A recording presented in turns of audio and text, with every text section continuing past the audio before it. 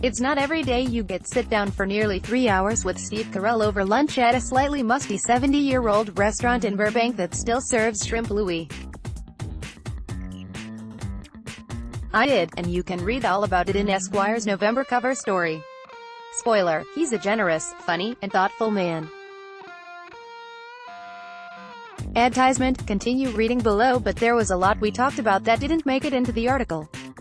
The magazine insisted it be finite, so below, some outtakes from our interview, including Carell's first account of shooting his final scene on The Office. He also talked about working with Christian Bale for the film Vice, due out December 10th. Bale and Carell play Don Chaney and Donald Rumsfeld respectively, and his first stab at motion capture, the digital technology that allowed Andy Serkis to play Gollum and Caesar in the Planet of the Apes movies, for his new Robert Zemeckis film Welcome to Marwen, out December 21st, on doing motion capture for the first time, and admitting to having had some actual mime training. Esquire, have you ever done motion capture work before you shot Welcome to Marwen?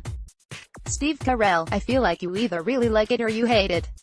And I liked it. You just got to use your imagination.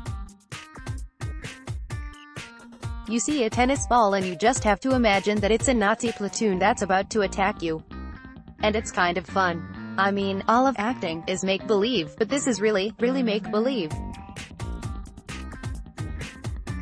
And it's silly, too, because all of the actors are walking around in these ridiculous unitards with ping-pong balls attached to them. In what they call a volume. I think. It's just an enormous room with sensors and cameras all over the place. I liked it. Esquire, I would think that's a particularly physically nuanced kind of acting. Did you ever had any dance or mime training, anything like that? Does that come into this at all? Mark Home SC, laughing, no. Now that makes me laugh. It really does. If you've ever seen me in a film or on TV dancing, it's pretty apparent that I've never really had training. Esquire, but isn't hard to dance deliberately badly? I always thought one of the greatest physical performances ever was Julia Louis-Dreyfus doing her famous awful dance on that episode of Seinfeld. Don't you have to be skilled to be that bad? Sure, they say that. Esquire, they say that, but you're a natural. SC, naturally bad. No, I think training probably would have helped. I played around with some mime, like, in high school.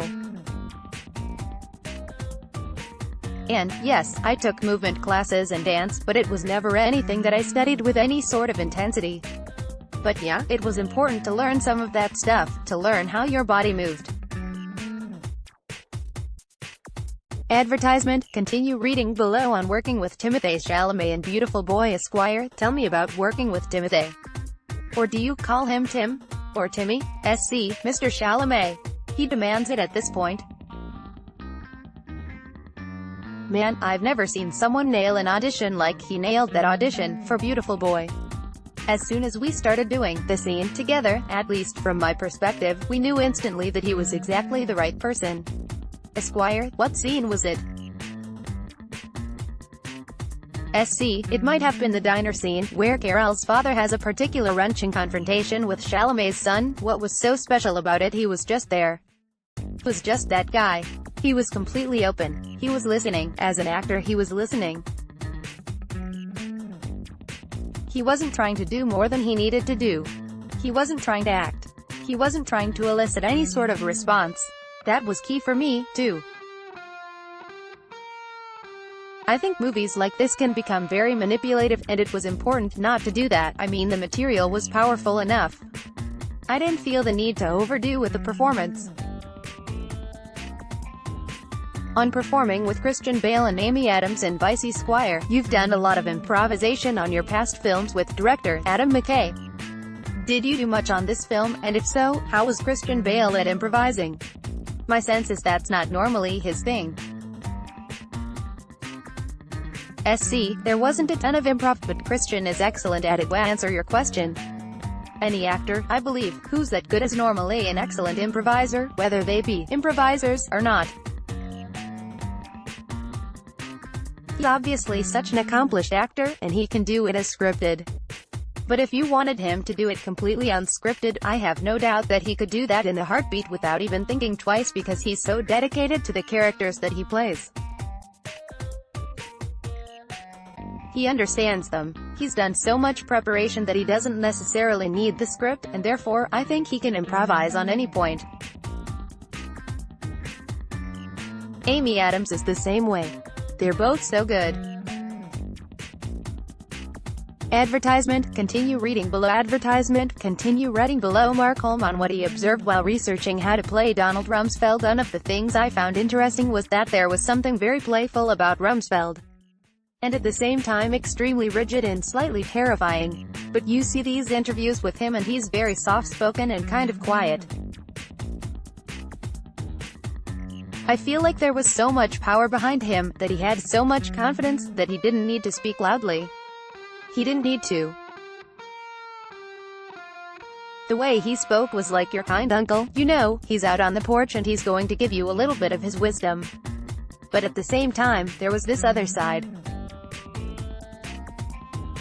Did you ever see the SNL skit where Phil Hartman played Reagan and he's in the Oval Office, and these little kids come to visit? He's like, "Oh, my, how are you?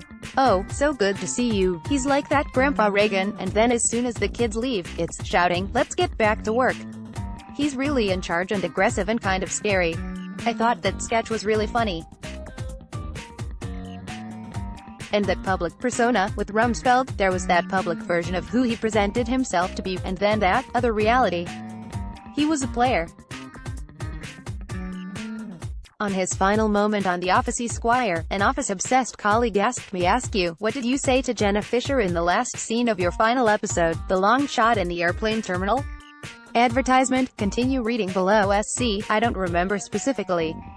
It was basically just the two of us saying goodbye and crying, like, "I'm going to miss you, it's going to be okay."